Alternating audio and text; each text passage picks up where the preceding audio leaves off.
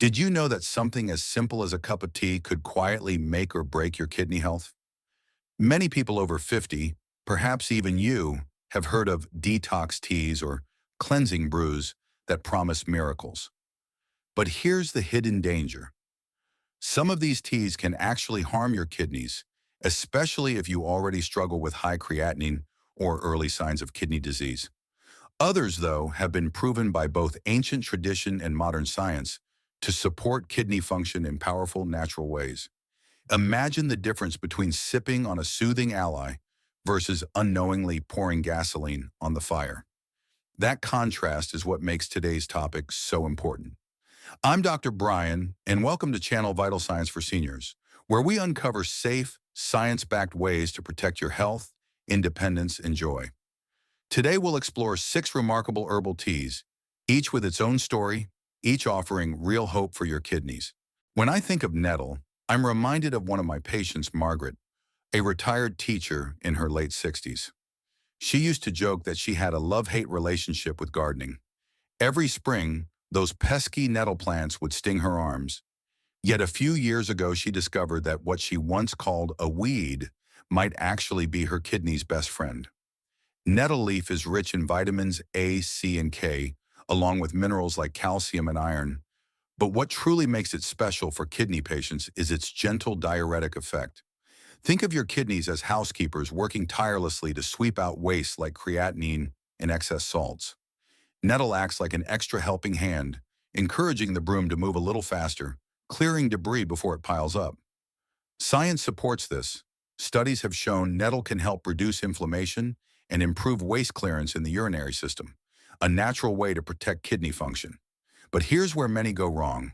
Boiling nettle leaves harshly or letting them steep until bitter strips away the very nutrients you need. Instead, the secret lies in gentle preparation.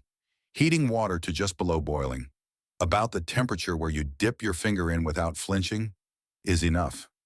Steeping for 7 to 10 minutes brings out the nutrients without bitterness. When Margaret made this small change, she found not only her creatinine began to stabilize, but her blood pressure readings softened too. It was as if her body exhaled a long-held breath. Of course, no remedy is perfect. Too much nettle can interact with blood thinners or place extra strain on sensitive kidneys. That's why I always remind patients, 1 to 2 cups a day is a safe, effective range. Quality matters as well. Nettles, like sponges, absorb everything from the soil, so an organic, pesticide-free brand is the only wise choice. The beauty of nettle tea is that it transforms what was once considered a nuisance plant into a healing companion. Every sip becomes a small act of reclaiming balance, flushing the system gently and protecting those precious kidney filters that quietly work for you day and night. When you slice open a piece of fresh ginger, the aroma alone seems to wake something inside you. It's zesty, sharp, almost alive. I remember Peter, a 72-year-old grandfather who came to me with uncontrolled blood pressure and rising creatinine levels.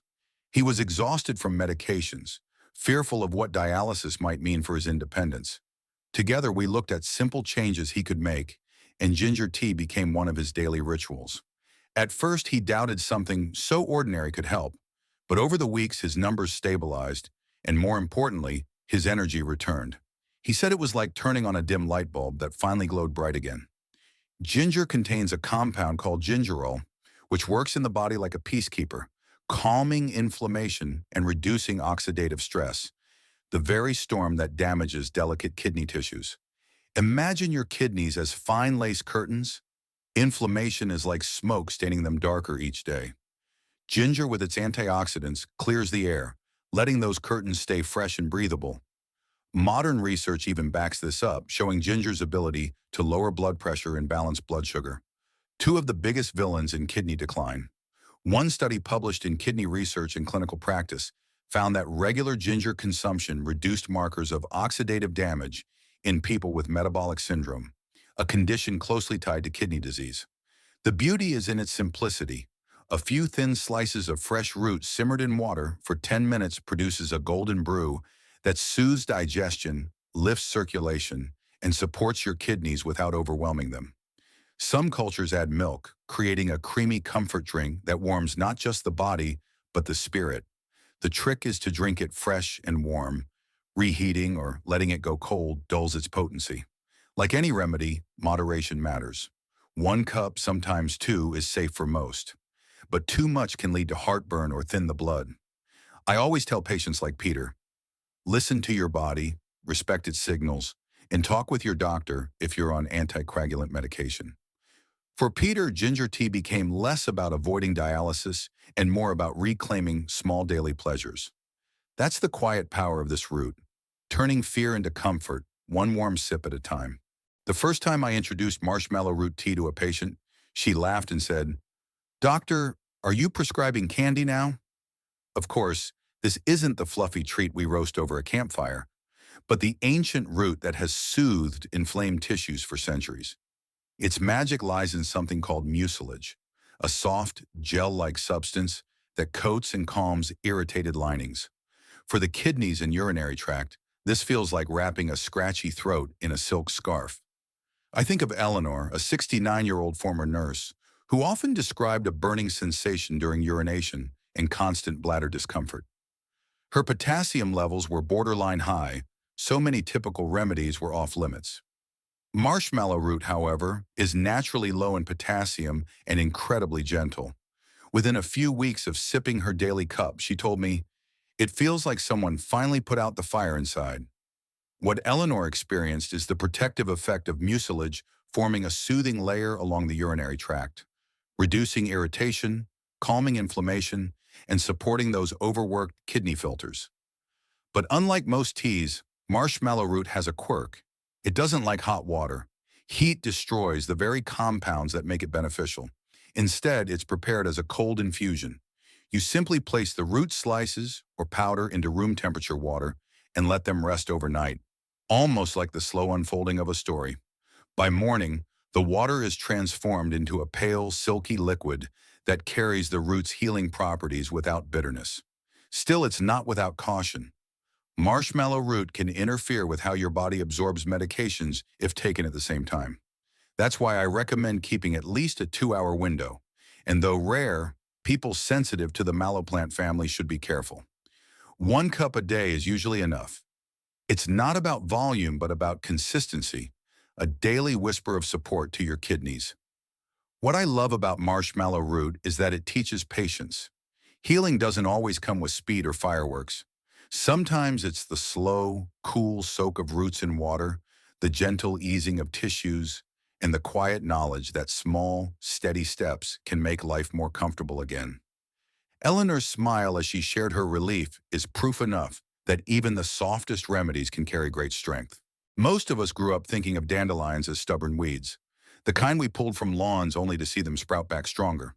But what many don't realize is that dandelion root has been a trusted ally for both the liver and kidneys for centuries.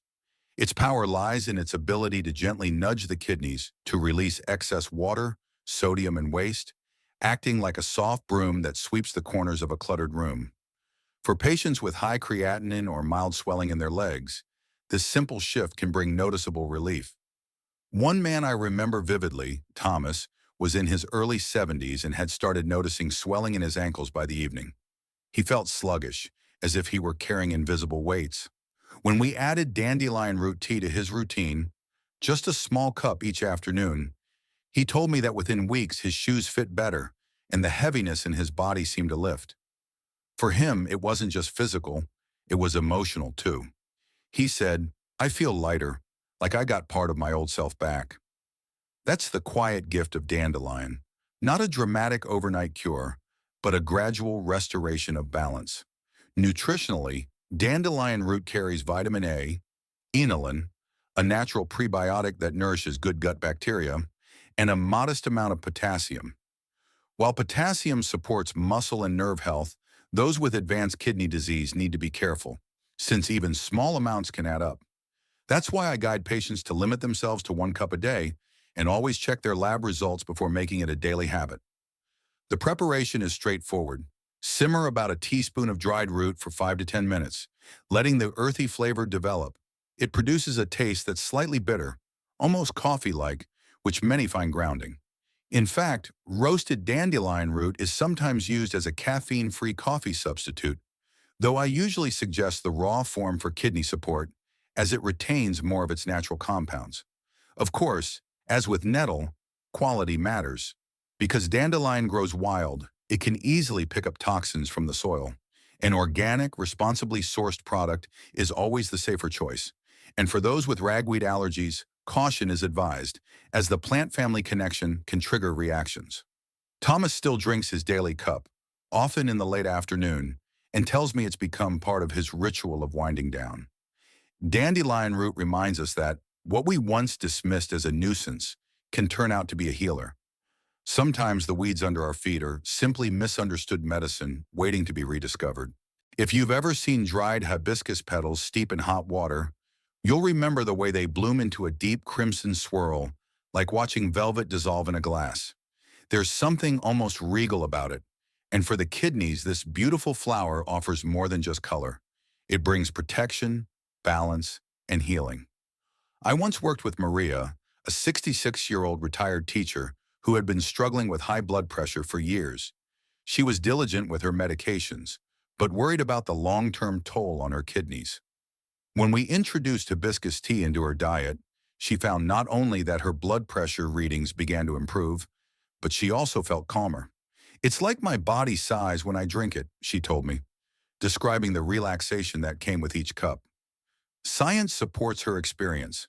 Clinical studies, including one published in the Journal of Nutrition, have shown that hibiscus tea can significantly lower blood pressure in people with mild hypertension, making it a gentle but powerful ally for kidney protection. Hibiscus is rich in anthocyanins and flavonoids, natural antioxidants that shield kidney tissues from the microscopic wear and tear caused by oxidative stress. If you imagine the kidneys as two diligent workers scrubbing toxins out of the bloodstream, oxidative damage is like rust slowly forming on their tools. Hibiscus acts like a polish, helping to keep those tools sharp and functional. Beyond this, its modest potassium content and natural ability to stabilize blood sugar add to its kidney-friendly profile, especially for older adults who often juggle both diabetes and hypertension. The preparation is simple yet requires care. Steep the petals in hot but not boiling water for about 5 minutes. Too much heat can destroy some of its delicate compounds. The flavor is tart, almost like cranberries, which many enjoy as a refreshing change from earthy or bitter teas. Some add a drizzle of honey, though I suggest keeping it plain if blood sugar is a concern. But hibiscus also comes with caution. Because it's effective at lowering blood pressure, those already on a strong medications can experience dizziness or lightheadedness if they overdo it. I generally recommend 1 cup a day or a few times a week rather than daily heavy use. And for those with allergies to plants in the mallow family, it may not be the right choice.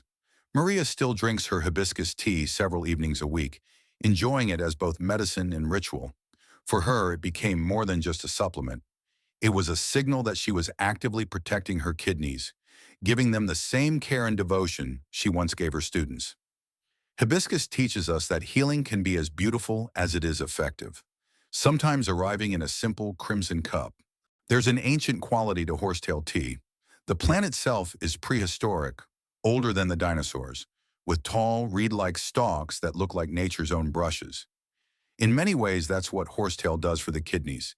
It sweeps gently, helping the body release excess water, sodium, and creatinine, like rinsing out a sponge that's grown too heavy. I recall George, a retired mechanic in his 70s, who carried a quiet frustration. He told me, "Doc, I just feel puffy all the time, like my body's holding on to things it shouldn't." His blood pressure was creeping up, and his labs showed mildly rising creatinine. When he began using horsetail tea under close guidance, he noticed his rings fit more loosely, his morning stiffness lessened, and his sense of heaviness eased. The key was moderation. Horsetail is powerful, but it isn't meant for endless daily use. I usually recommend a cycle, 1 cup a day for up to 2 weeks, followed by a week-long break, allowing the body to benefit without risk of mineral depletion. Nutritionally, horsetail is rich in silica, which supports connective tissue and strengthens the delicate structures of the urinary tract. It also contains flavonoids and antioxidants that protect against inflammation. But like any strong medicine, it carries precautions. Long-term or excessive use can lower vitamin B1 and potassium levels. And because horsetail readily absorbs metals from the soil, it must be purchased only from organic, carefully tested sources. The preparation is simple. Boil a teaspoon of dried herb for 5 minutes, then let it steep for 10 more, producing a grassy, earthy cup. Now for those who prefer a gentler, more balanced approach, there's the Kidney Cleanse Blend, a combination of nettle leaf, dandelion root, hibiscus petals, and fresh ginger slices. Each ingredient plays its part. Nettle flushing out waste, dandelion supporting the liver, hibiscus lowering blood pressure, and ginger calming inflammation. When simmered together for about 10 minutes, they create a warm, harmonious tea that feels less like a treatment and more like a comforting embrace. I recommend enjoying this blend just 2 or 3 times a week, always with a doctor's approval, as it provides broad support without overwhelming the system. George now alternates between horsetail cycles and the kidney blend. He jokes that he's got his own tea toolbox and uses it the way he once used wrenches, picking the right one for the right job. And that's the beauty of these herbal allies. Each tea has its own strength, but together they offer a versatile and natural way to support kidney health. So here's what I want you to remember. The kidneys are quiet workers, rarely asking for attention, yet holding our lives in balance every single day. Herbal teas, when chosen wisely, can give them the gentle support they deserve, helping lower creatinine, easing blood pressure, and reducing the strain that age and illness can place on them. But more than the science, it's the daily ritual that matters. Sitting with a warm cup in your hands can become a moment of healing in itself, a reminder that you are still in control, still capable of protecting your health. Always check with your doctor before adding any of these teas, especially if you're living with chronic kidney disease or taking medications. Quality preparation and moderation matter as much as the tea itself. And never forget, at any age, your body still listens to kindness, and even small, consistent choices can bring big changes.